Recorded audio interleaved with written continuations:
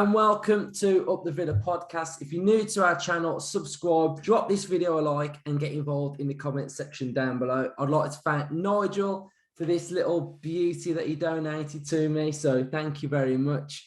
And this is our Brighton preview. But before we get into our preview, we are going to lift the mood slightly. We are going to do something a little bit different. So, Masters football, I absolutely loved it as a kid. I loved watching it.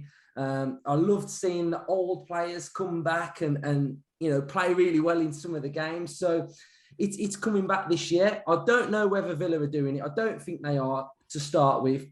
I know the teams that are doing it so far are United, Liverpool, Rangers and Celtic. I don't know if there's any more.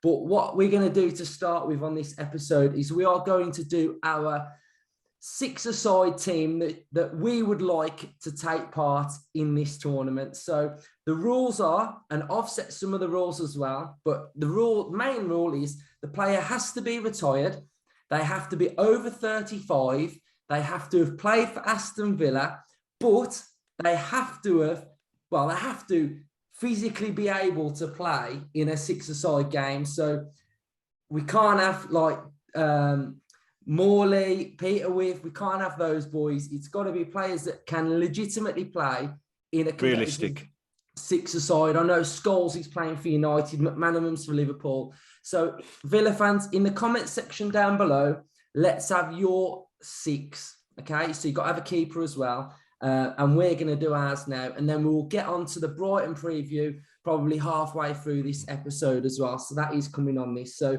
I'm going to kick it off. And I've thought of Friedel to go in goal. What are we saying? Yeah, that was mine. Can we put a disclosure that we haven't discussed who we were going to put in beforehand? No, well? So this is a surprise. So we are doing this sort of live. So I think Hannah's in agreement with Friedel then. So you two, what are you saying? I've gone for Shay Given. Yeah, I could see Given, to be fair. Yeah. To be fair, I was going to go Given. So Friedel, Given. I think he's still quite fit. Yeah. My all-time favourite goalie was Bozzy, but for this game, I think I'm going to plump for Peter Schmeichel because I think the size of him. You ain't scoring past them goals, are you? Yeah, but you've just gone Bozzo because he follows you on Twitter. That's it. Yeah, he slid into my DMs once anyway. But Schmeichel's good for a goal as well. You know what I mean? He scored for Villa. So we've got a last-minute corner. He's good for it, mate. Do you think he'd turn up for a Villa one? No. We'll just pin him down. We'll get him signed up. We'll pin him down, yeah. Get him in. We'll pin him down. So I reckon, all four of us. Because me and Hannah have both gone Friedel. You got to think of the clean sheet record. I'll be Friedel. No, come on. You've got to think. I'd be happy with Friedel. I would be happy with Friedel's Friedel. Fair. Yeah. So we'll go Friedel. So Friedel's ours. So defender. What we're saying? We're going one defender then. I think so. Yeah. So go on then. What we got? Attacking. Justin's looking smug. Go on. I'm not really, because I think mine's a real left field decision. I'm going to say, and this is going to be a bizarre one, Chris Samba. There you go. I think he still could play. I think he's big, he's strong. He could just sit at the back. I reckon he could. He could block out. He could block out the whole of. He could block out the whole of the pitch. I reckon, no problem. What? I went Larson. Yeah. Me too. It's the bad knees. It's the bad knees. Yeah. If he was fit, we got the combo. If he was fit, then yeah, I'll just worry about his fitness. No, I went Larson. Supporters Player of the Year. For me, growing up, one of the first defenders, I thought, yeah, he's wicked.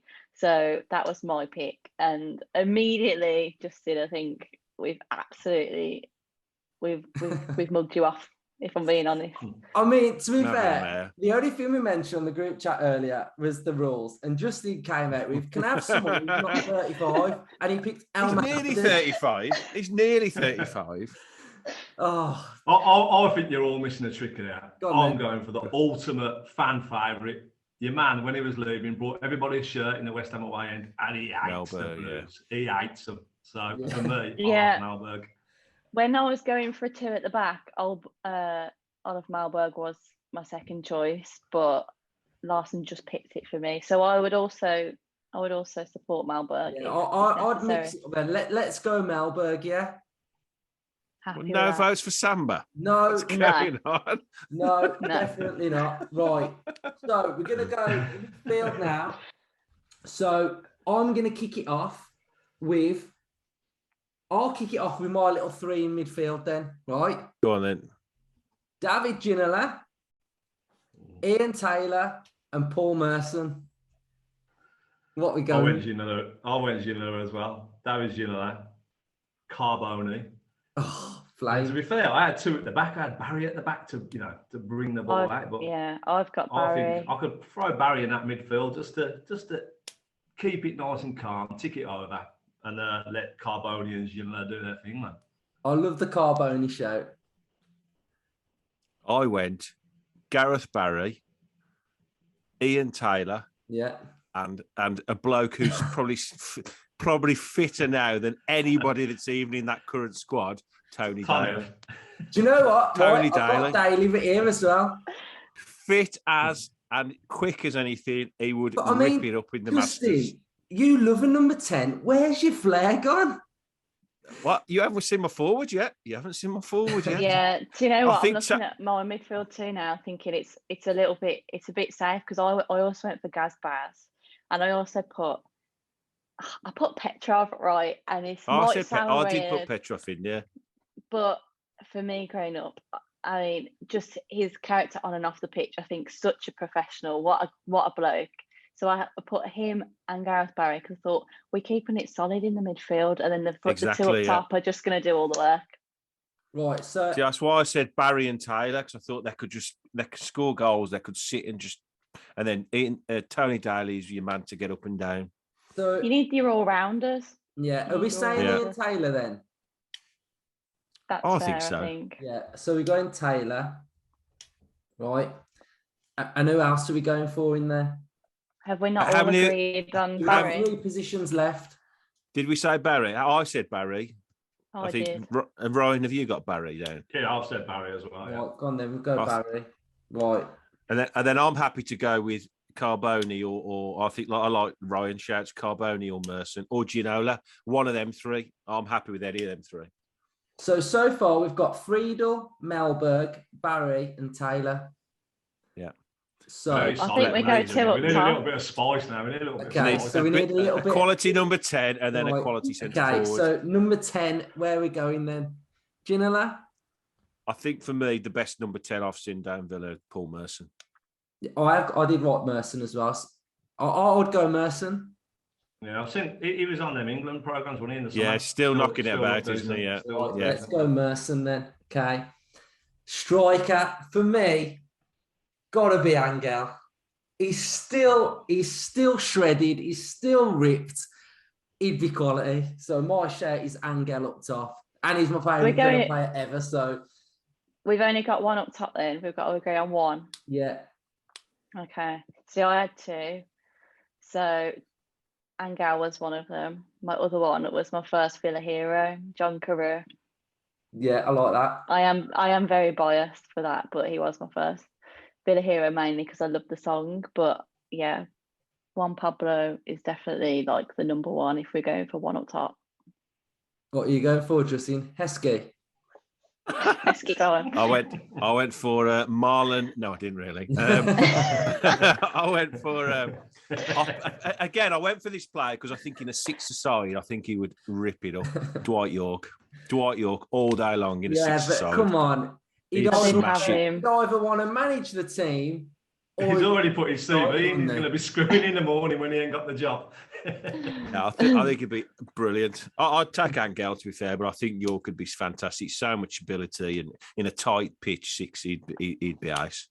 That'd be my shout, but I'm happy with Angel either. Ryan, what did you go for? I'm with Luke. Angel. Oh, I think yeah. I see the picture. He was on the beach the other week, didn't he? He just looked ripped as hell. I thought, flipping out, you could still play. You could. I'm happy with Angel. This is I'm a happy good with team now. So, Villa fans, I hope you've put your team in the comment section down below. And this is our six-a-side team for the Masters. So Friedel, Melberg, Barry, Taylor, Merson, and Angel. What a team. Are we all happy? I'm happy with that. Very happy with that, yeah. So, right, Villa fans, see if you can beat that one then. So let's move it on to Brighton. It's been a bit of a downer, hasn't it? I've to be fair, I've reflected on the last two games, and I do feel like we may have over-exaggerated a little bit the plight that we're in at the minute. It's 2 games, isn't it? 2 losses in a row. And I've looked back into the fixtures and the time we've had Gerrard, and I know Ryan's doing a piece for our website. And I think I just feel like maybe this little break that we've had hasn't done us any good whatsoever. And maybe we've tried to enhance the system a little bit too quickly and make a tweak that we probably maybe should have waited. I'm not too sure. Does anyone want to add anything on that little observation of sort of? Yeah, I think you're right. We've tried to accelerate it too quickly. I've been looking at a lot of the average positions before the break, and the first 10 games, it was pretty successful. To be fair, we've won 4 games. We drew 1 against Man United, and the other defeats came against the now top 3. The one blemish was Brentford. So up until the break, it was pretty successful. And then we've come out and we've pushed the fullbacks on quite clearly. They've gone up a further 10 yards, and the midfielders now aren't really supporting them. They're playing this like false fullback, and I think it's just got all ever so confusing. I think we've just tried to do too much too soon, and it's just getting a bit confusing. I think McGinn's wasted in that right back position. He's sort of covering it, and then when he is covering, he's getting drawn to the play. I think you two picked up on it on one of Watford's counter attacks. How he draws to the middle and it left the space open. The fullbacks, I still feel like they're getting a bit isolated as well when they're out there, because the 2-8s aren't going forward to back them up. We had a great example of it from McGinn's goal against Crystal Palace, where they're pushed up and they all work the triangles together and interchange, and McGinn bent it in the top corner. But McGinn and Ramsey are nowhere to be seen at the minute in these last couple of games.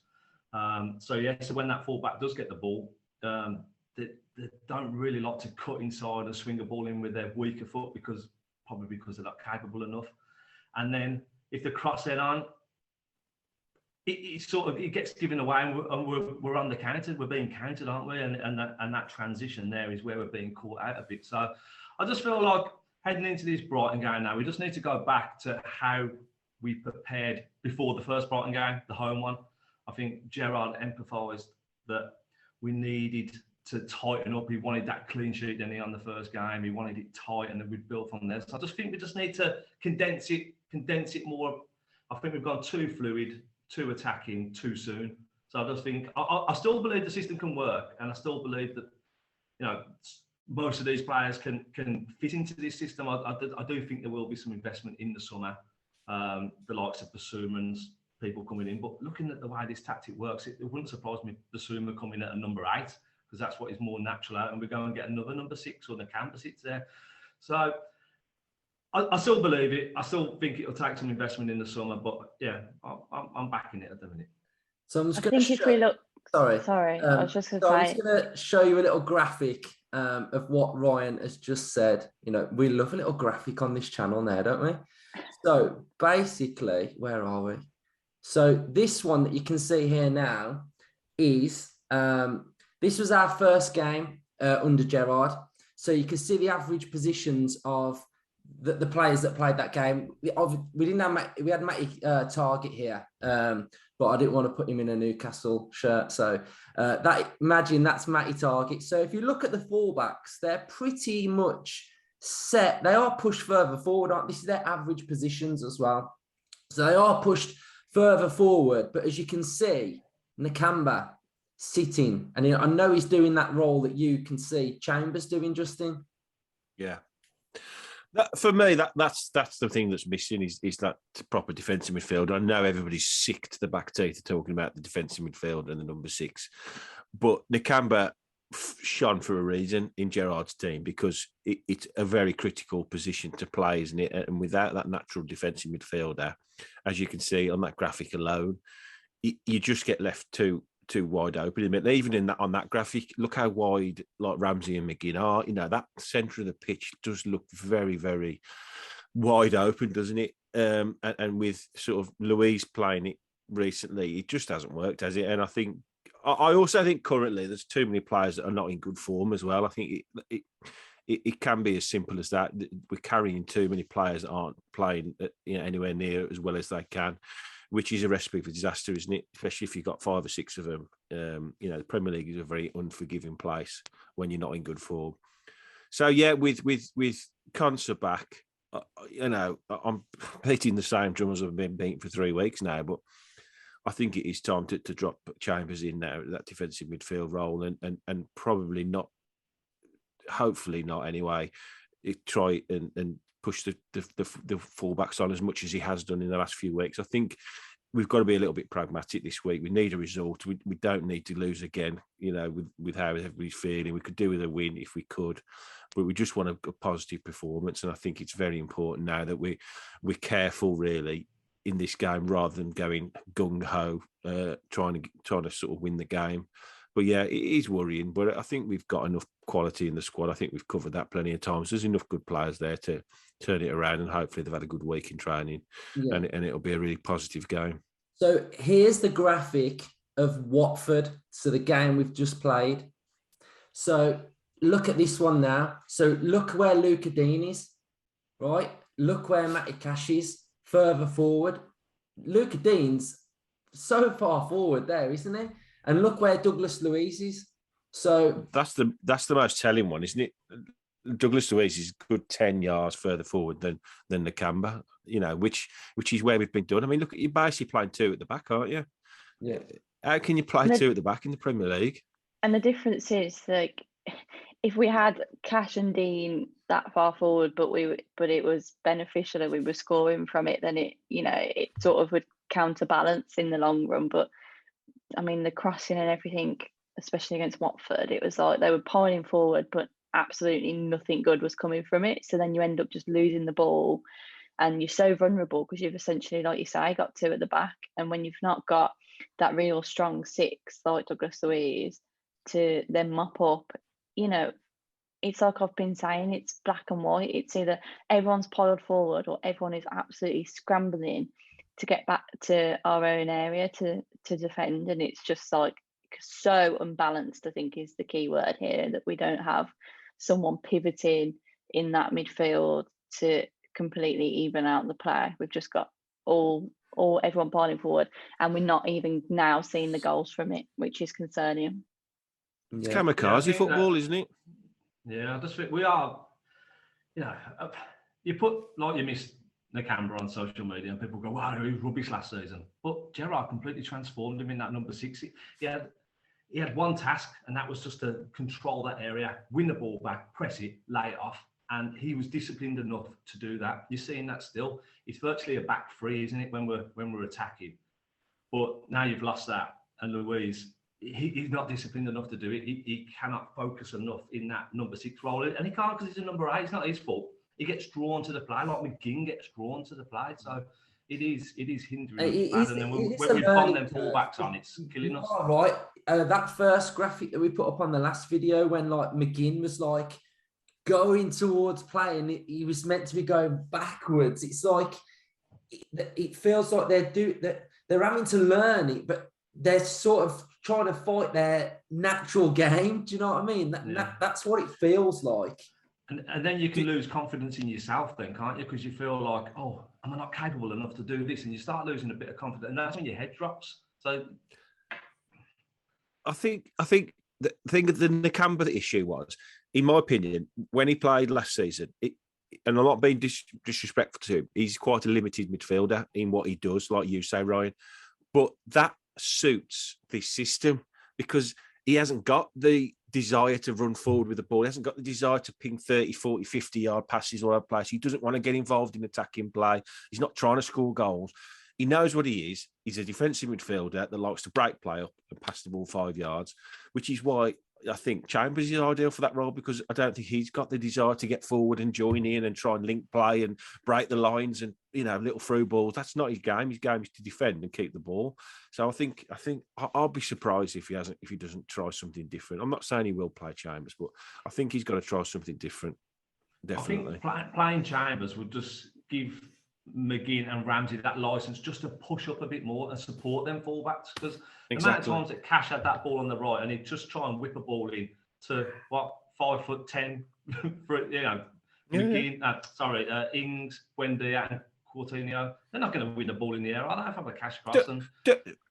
Don't we want Ramsey and McGinn getting into the box? That's what we want. That's what they're good at. McGinn's been brilliant for Scotland. Ramsey's shone a light this year, going forward, scoring goals. Yet we'd ask him to sit back and defend and cover fullbacks. But they were doing it pre-winter break. Yeah, that's the thing. Yeah, we pushed the fullbacks forward and that suffered. So we just got to find that happy medium, I think. Yeah, balance. Yeah, quickly. Well, yeah.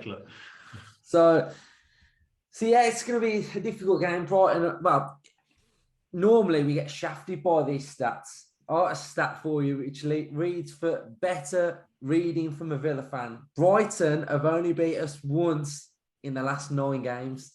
Now that's decent from Villa standards. From Villa standards, that's decent, because the last game we had Roy Hodgson bloody doing us over every time he plays us. So. And they're not in great form in the league either. No, the last 6 Neither games were they've won one. No, I know that. I know it bites us on the arse, but I'd rather play a team that's. I know. I'd rather play a team that's won 1 in 6. Just, right, in the last 20 games between Brentford and Watford, they've had 2 wins between them, and they've both come against Villa. Now that's a bad one.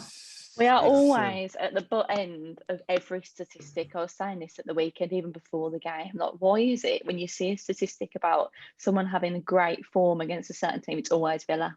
Always Villa. And we never prove it wrong. We just continue the record, and it's so frustrating. There's another one as well here, right? The ref on Saturday. Is it a positive?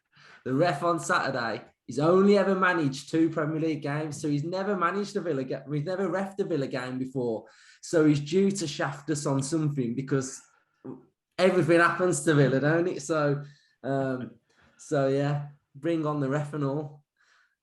What were you going to say, Ryan?